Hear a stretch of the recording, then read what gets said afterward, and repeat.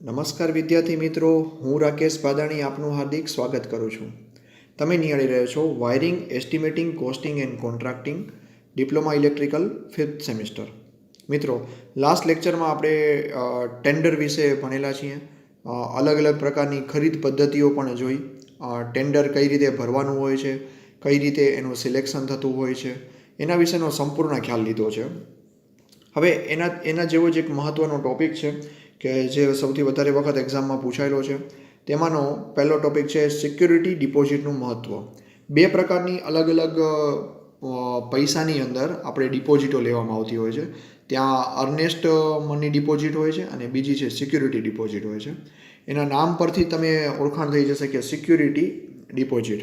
તો આ security deposit જે છે તે ટેન્ડરની કુલ કિંમતના 2.5%થી 10% સુધીની રાખવામાં આવતી હોય અને સામાન્ય રીતે એ 5% જેટલી રાખવામાં આવે છે.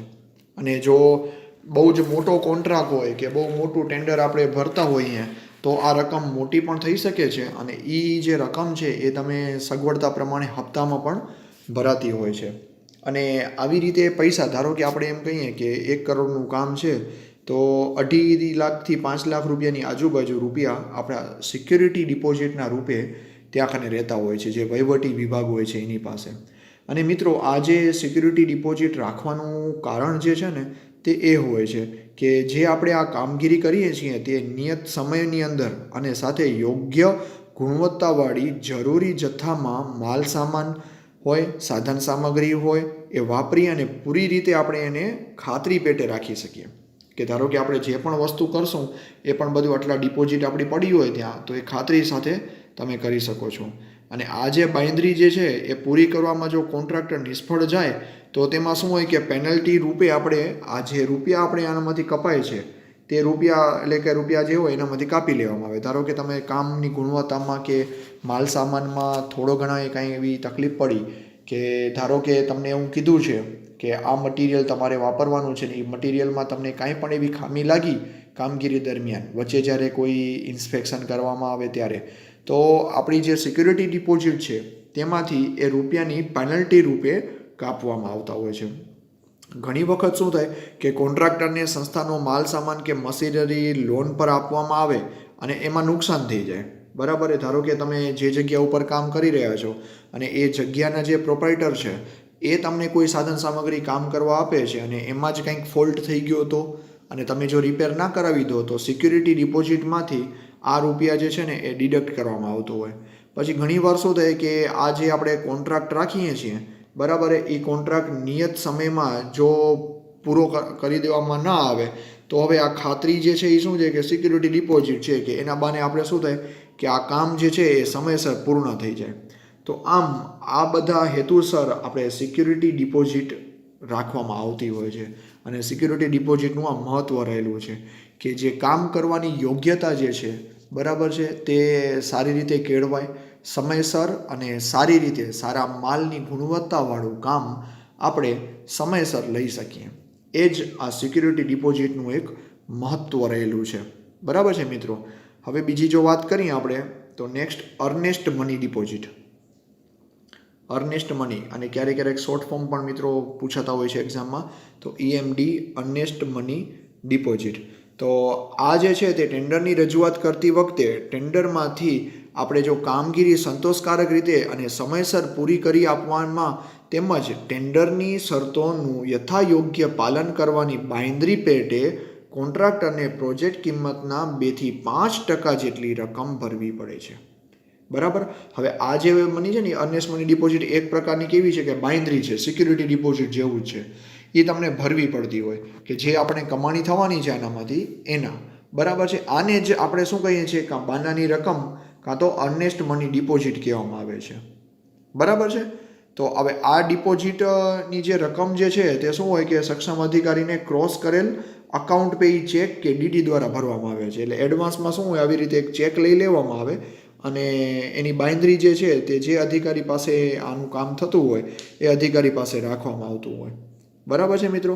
અને ભાવપત્રકનો સ્વીકાર થાય બાદ જરૂરી કાયદેસરનું લખાણ કરી આપવામાં નિષ્ફળ જનાર કોન્ટ્રાક્ટરને બાનાની રકમ કેવી થઈ જાય છે, જપ્ત થઈ જાય છે.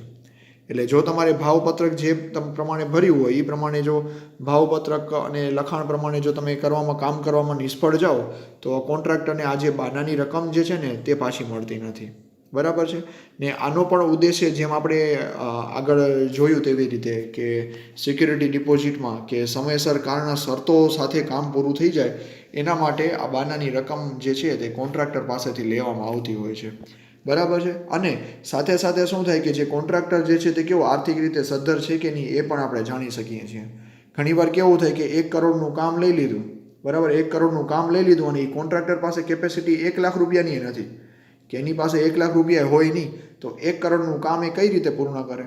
તો આમ આપણે એઝ અ સિક્યોરિટી આપણને એ કામ આવે છે. પછી કોન્ટ્રાક્ટમાં જણાવેલ ભાવ કે કામ કરવાનો ક્યારેક ઇનકાર કરવામાં આવે તો પણ એ બાનાની રકમ શું થઈ જાય છે? જપ્ત કરી દેવામાં આવે છે. બરાબર છે. આમ અર્નેસ્ટ મની ડિપોઝિટ નીચે જણાવેલા કારણોસર આપણે શું કરીએ છીએ? રિફંડ મેળવી શકીએ છીએ. જ્યારે ટેન્ડરનો સ્વીકાર કરી લેવામાં આવે અને કામગીરી સંતોષકારક સમયસર પૂરી થઈ જાય તો તમારી જે ડિપોઝિટ હોય એ તમને રિફંડ મળી જતી હોય છે મિત્રો.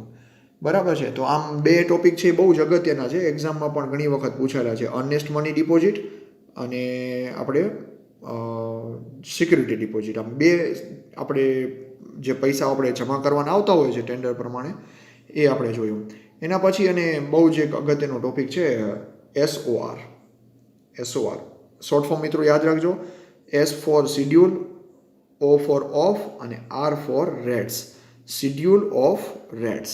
તો મિત્રો શિડ્યુલ ઓફ રેટ્સ જે છે ને એ શું છે ખબર? ગુજરાતીમાં એને દર અનુસૂચિ કહેવામાં આવે છે. તો આપણે જે કોઈ કામ આપણે લેતા હોઈએ, ધારો કે કોઈનો કોન્ટ્રાક્ટ આપણે લીધો, PWD હોય, GB હોય કે કોઈ બી બીજા ઔદ્યોગિક એકમો હોય કે કોર્પોરેશન હોય, એના જ્યારે કામ લેતા હોય ને ત્યારે એના ટેન્ડરો જે બહાર પડે તો એના પ્રમાણે શું હોય કે એના ભાવ નક્કી થતો હોય. ભાવ એટલે કેવો કે ધારો કે એક સ્વિચ છે, નોર્મલ આપણે પકડી લો કે એક સ્વિચ છે, અત્યારે આપણે 2020 ચાલી રહી છે, તો 2020માં જ્યારે ટેન્ડર ભરીએ છીએ ને ત્યારે એના પહેલાંના 2-3 વર્ષનો ભાવ જોઈ લેવામાં આવે કે ધારો કે સ્વિચનો ભાવ છે એ 2018માં કેટલો હતો? ધારો કે 5 રૂપિયા હતો ને આજની તારીખમાં કેટલો થયો? તો 5.5 રૂપિયા થયો કે 6 રૂપિયા થયો. હવે આવનારા સમયમાં એ ભાવ કેટલે સુધી જઈ શકે છે? તો આપણે જ્યારે કોઈ ટેન્ડર હાથમાં લઈએ છીએ ત્યારે શું હોય કે 3 વર્ષનું કે હોય, ક્યારેક 2 વર્ષનું કામ હોય. તો આ બધા કામો પૂરા કરતાં પ્રોજેક્ટનો કોસ્ટ વધી ના જાય એ ખાસ ધ્યાન રાખવું પડે. તો આ જ બધા જે મજૂરીના, પછી આના સાથે મિત્રો મજૂરીનું પણ આવી જાય કે કોઈ એક વર્કર છે એ અત્યારે કામ કરે છે તો આપણે એને કદાચ 400 રૂપિયા આપીએ છીએ. હવે આવતા વર્ષે શું થાય કે મજૂરીમાં અને મોંઘવારીમાં વધારો થાય તો એ 400 રૂપિયાની જગ્યાએ આપણે જ્યારે 450 રૂપિયા આપવા પડે તો 50 રૂપિયાનો એ પણ વધારો થાય છે. અને કદાચ ગયા વર્ષની સરખામણીમાં ધારો કે 350 રૂપિયા પણ આપતા હોય. તો આમ આપણે શિડ્યુલ ઓફ રેટ્સ જો આપણે એક ચાર્ટ બનાવીએ તો શું થાય, એના પરથી આપણને ખ્યાલ પડી જાય. ને આવું બધા જે ચાર્ટ છે ને એ દર વર્ષે અલગ અલગ ટેન્ડરો દ્વારા અને ટેન્ડરો જે બહાર પાડતી હોય ઓફિસો એના દ્વારા ડિસ્પ્લે કરવામાં આવતા હોય છે, જેથી ભાવતાલની ખબર પડે કે આ વર્ષે કેટલો ભાવ ચાલી રહ્યો છે, નેક્સ્ટ યર કેટલો થઈ શકે છે. તો આમ આપણે જ્યારે કોઈ ટેન્ડર આપણે ભરીએ છીએ ત્યારે આપણને પણ સંપૂર્ણ ખ્યાલ હોય અને ટેન્ડર જે બનાવે છે એને પણ ખ્યાલ પડે કે આપણે જે કોઈ આ પ્રોજેક્ટ વિશે ટેન્ડર મંગાવવાના છીએ તો એનો કોસ્ટ કેટલે સુધી જઈ શકે છે મિત્રો. તો આમ શિડ્યુલ ઓફ રેટ્સ છે એ પણ બહુ જ એક અગત્યનો પોઈન્ટ છે. તો આશા રાખું છું કે તમે એને સમજ્યા હશો. અને સાથે આ લેક્ચરની અંદર આપણે 3 ટોપિક વિશે ચર્ચા કરી, બહુ જ અગત્યના છે. નાના 2 માર્ક્સ માટે ઘણી વખત આ પ્રશ્નો પૂછાયેલા છે. બરાબર. એમાંનો પહેલો જ હતો સિક્યુરિટી ડિપોઝિટ. બરાબર. સિક્યુરિટી ડિપોઝિટનું ઇમ્પોર્ટન્સ આપણે જોયું. સિક્યુરિટી ડિપોઝિટ શાના માટે રાખવામાં આવે છે, જેની અંદર આપણે જોયું કે 5% જેટલી રકમ સિક્યુરિટીના તौर પર રાખવામાં આવે છે અને કામ પૂર્ણ સંતોષકારક અને સમયસર પૂર્ણ થાય તો સિક્યુરિટી ડિપોઝિટ આપણને રિફંડ મળી જતી હોય છે. એના પછી જે અર્નેસ્ટ મની ડિપોઝિટ, બરાબર છે, એ પણ કેટલી છે કે 2 થી 5% જેટલી રાખવામાં આવતી હોય અને ચેકના કે ડીડીના માધ્યમ દ્વારા આપણે એને સક્ષમ અધિકારી પાસે જમા કરાવતા હોઈએ છીએ. અને એનો મુખ્ય ઉદ્દેશ્ય એ હોય છે કે જે કોન્ટ્રાક્ટર છે તેની આર્થિક સદ્ધર છે કે નહીં અને ટેન્ડરનું કામ જે સમયસર પૂર્ણ કરી શકશે કે નહીં એની કેપેબિલિટીની ખબર પડતી હોય છે. સાથે જો શરતોને આધીન જો કામ પૂર્ણ ના થતું હોય તો આપણે બાંયધરીમાં લીધેલી જે બાનાની રકમ જે છે તેને આપણે જપ્ત કરી શકીએ છીએ. ક્યારેક કોઈ કામ સંતોષકારક આપણને નથી મળતું તો પણ આપણે જે ડિપોઝિટમાં રાખેલી રકમ જે છે તેને આપણે પાછી લઈ શકતા હોઈએ છીએ મિત્રો.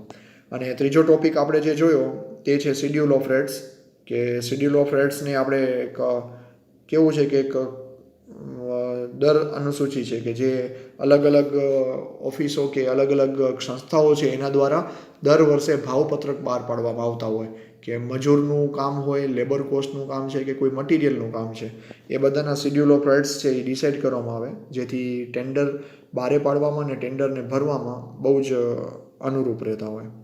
બરાબર છે. આશા રાખું છું કે મિત્રો 3 પોઈન્ટમાં તમને ખબર પડી ગયો હશે. બરાબર. ધન્યવાદ.